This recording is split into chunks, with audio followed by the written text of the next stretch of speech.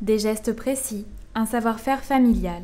C'est la recette de Philippe pour redonner vie aux objets, qu'ils soient anciens, abîmés ou cassés. Il démonte, décape, polisse, pour les remettre en état comme cette casserole en cuivre.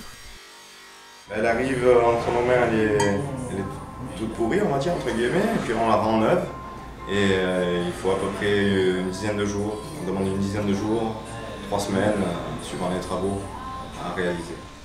Un travail minutieux mais loin d'être répétitif, car chacune des pièces restaurées est unique. Parmi ses clients, Philippe compte des particuliers, des passionnés de vieilles voitures, mais aussi des antiquaires. Lui peut faire et la réargenture et refabriquer les pièces manquantes. Donc on est obligé de venir le voir parce que c'est lui dans le quartier qui fait que ça.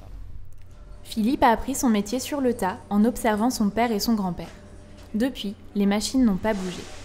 Qu'il s'agisse de bronze, de chrome, de nickel ou de laiton, il restaure tout dans les règles de l'art.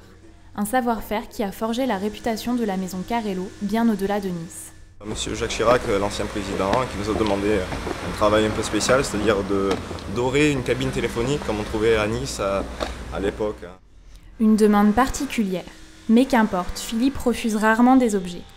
On trouve de tout dans son atelier. Cassolettes en bronze, lustres, chandeliers.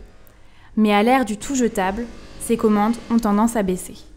Bon, là, j'ai des lampadaires, des lampes, maintenant on achète, quand ça va plus on jette à la poubelle, il n'y a plus cette chose de rénover.